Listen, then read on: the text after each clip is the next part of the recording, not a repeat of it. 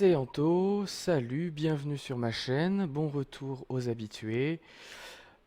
On est en présence du AS350B3, donc un appareil Airbus qui se pilote à droite, avec un rotor à droite et qui a été conçu pour X-Plane 10, donc qui nécessite quelques ajustements au niveau du dossier de l'appareil que je ne verrai pas. Je pense qu'on peut trouver toutes les infos qu'il faut sur le net. Aujourd'hui, on voit le démarrage de cet appareil. On a le tableau de bord qui est là. On a sur le piédestal un certain nombre de boutons, la radio, le transpondeur, l'ordinateur de bord. Et au plafond, on a le casque, le démarrage, le rotor brake, le frein moteur, le frein rotor. Et on a aussi l'arrêt sécurité qui est là-haut. On va donc retrouver tout ce qui concerne l'altitude sur la droite. Donc l'altitude, que je peux déjà commencer un peu à régler. La vitesse verticale, la navigation, l'assiette, vitesse en nœud. Là c'est l'altitude au zéro. Ici on va avoir vitesse rotor. On a des écrans digitaux qui vont nous indiquer encore des choses quand ils seront allumés. Donc, première chose qu'on fait, c'est de regarder que tout est en fonctionnement éteint. Voilà. Et donc là, ce qu'on va faire, c'est enlever le frein du rotor et enlever la sécurité du frein. Donc c'est la bague qui est ici. Là, voilà. Une fois qu'on a fait ça, on va mettre la batterie. Alors la batterie, il y en a deux. Ce qu'on a absolument besoin en premier lieu, c'est celle-là. Ça, c'est la première qui va démarrer, on va dire, ce qui est nécessaire minimum. Voilà. Ça, c'est la batterie, il me semble, qui n'est pas nécessaire au démarrage. On n'en a pas besoin, c'est une partie de la batterie qu'on n'a pas besoin pour démarrer. Donc on l'allumera plus tard. Moins on allume de trucs, moins on consomme, moins on vide. Après la batterie, on va prévenir le sol qu'on va bientôt démarrer. Donc on met l'anti-collision. Donc sur la queue, il y a un clignotant rouge. Ensuite, pour la suite, on va faire l'ouverture vanne de fuel. Ici, fuel pompe.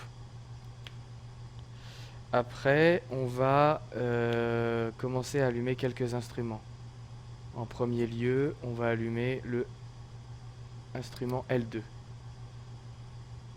En fait, ce sont des éclairages. Hein. Là, on éclaire les boutons. Et ici, on éclaire les cadrans. Donc on peut allumer les deux, comme ça on a de l'éclairage partout. Donc là, on a plein de voyants rouges et jaunes, c'est normal parce qu'on n'a pas encore tout démarré. On va faire les tests de feu. Alors ça, c'est quelque chose que je ne faisais pas habituellement. Donc on a celui-là. Quand on appuie dessus, on vérifie qu'il y a bien tout qui réagit. Et ensuite, il y a celui-là.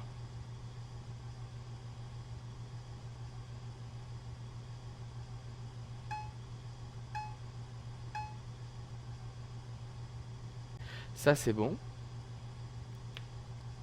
Après, on va vérifier que les gaz sont bien sur 0. Donc là, on va ici. Là, il bouge bien. Donc sur flight, ça sera quand on sera prêt à démarrer. Et là, on n'est pas sur flight, on est sur idle. Idle, c'est pour préparer le démarrage. Maintenant qu'on est prêt, on va pouvoir activer le démarreur. Donc on va aller au plafond. Alors évidemment, c'est derrière le casque pour moi. C'est pas du tout pratique, mais c'est pas grave. On active ça au plafond et on peut baisser le truc de sécurité. Et là, il va pas tarder à démarrer. Donc là, on voit le pourcentage en pression azote qui augmente. Le moteur, il monte aussi. Voilà. Et le cadran va changer quand il sera prêt.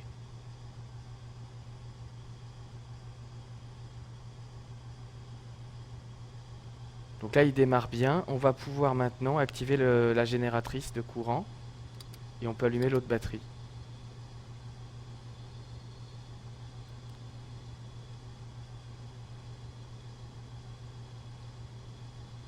Donc là, il tourne bien.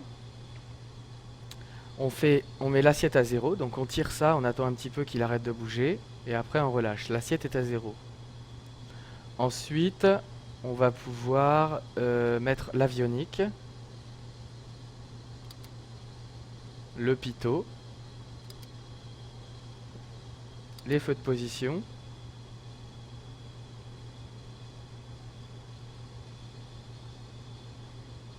si on le souhaite, on peut allumer le transpondeur et la radio.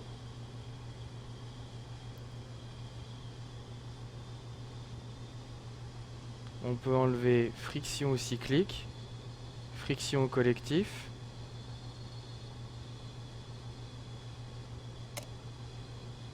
Et on va monter les gaz. Les gaz sont montés. Donc là, l'aiguille monte. Tant que le horn est allumé, c'est qu'on n'a pas activé horn ici. Donc avant de décoller, on va l'activer. Ce sont les alarmes qui nous préviennent quand il y a un problème sur la machine. Et donc là maintenant, on est sur un état qui est correct pour le démarrage. La batterie a repris. Donc là, on a l'indication, il me semble, de ce qui reste en temps de batterie par rapport à la consommation qu'on en a. Comme là, on a la génératrice qui est allumée, on a la capacité maximum de la batterie. Et au démarrage, tout à l'heure, on voyait que cette valeur, elle diminuait très très très vite. Et c'est parce que le démarrage consomme beaucoup de courant. Donc là, on est bon. Et on est prêt à décoller. Donc là, on en a terminé pour le tuto. Et donc, je vous dis à bientôt dans une prochaine vidéo.